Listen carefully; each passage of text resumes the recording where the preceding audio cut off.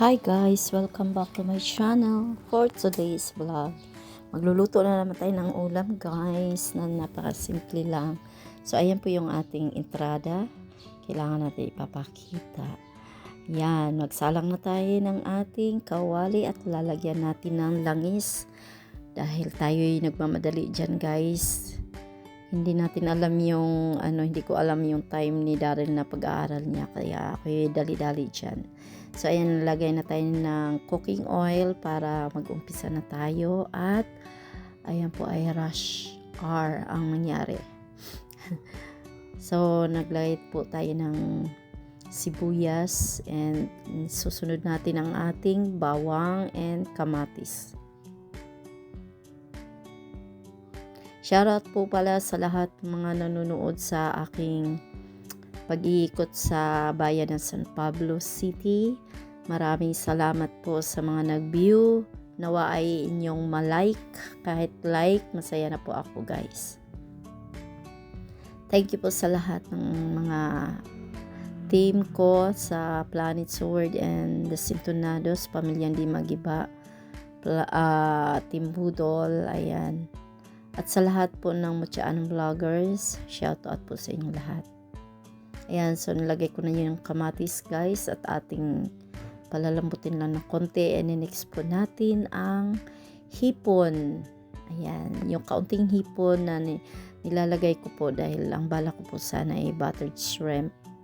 Dahil may bisita ako, and then hindi naman po sila natuloy ngayon, so bukas na lang tutuloy po sila, and then bukas ko na po lulutuin yan. And abangan nyo ulit ang ating pagluluto ng buttered shrimp. Kailangan natin i-vlog kahit pa ulit-ulit, basta may mai-upload lang po ako. Ayan, maraming salamat po. Yan, ilang piraso lang po ang ating hipon guys. Ayan, ingat po tayo dahil lagi pong nagkakaroon tayo ng kalamidad sa ating panahon ngayon.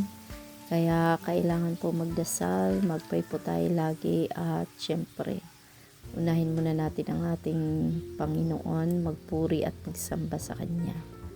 Magsimba guys, sa mahalaga na kapagsimba tayo. Yan, lalagyan ko na po yan ng soy sauce, patis pala, at saka paminta. So lulutuin, gisa ko lang yung ating hipon, and then mamaya tatanggalin po natin yan guys.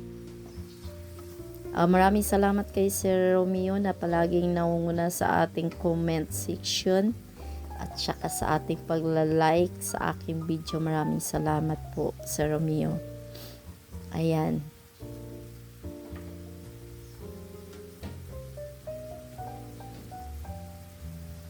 So, ating anuhin lang po guys. Kunting pa gisa lang, and then tatanggalin na natin yan para hindi siya masyadong mag-overcook. Dahil pag nag-overcook siya, nadikit yan sa balat, yung pinakalaman niya. Yan, ganyan po ang pagluluto ng hipon para hindi siya ma-overcook. Then, mamaya naman natin, ibabalik natin yan guys.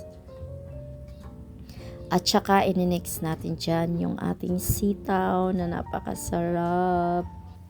My favorite sitaw guys, promise.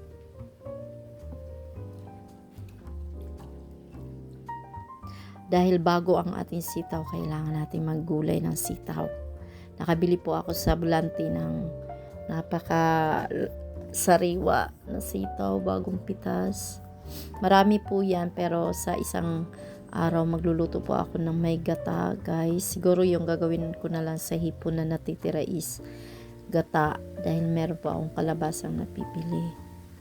Bahala na bukas po.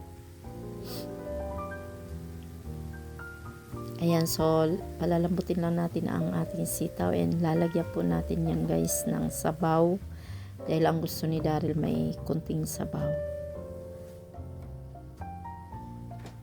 Salamat po sa inyong panunood, sa lahat po ng mga nag-comment sa akin, sa mga nag-like, sa mga viewers ko. Daghang kayo salamat sa inyo guys. Ingat po palagi kayo, lalo na ang inyong mga pamilya, at more on water po tayong lahat guys, para iwas na magkakasakit, gulay at prutas. Ayan po.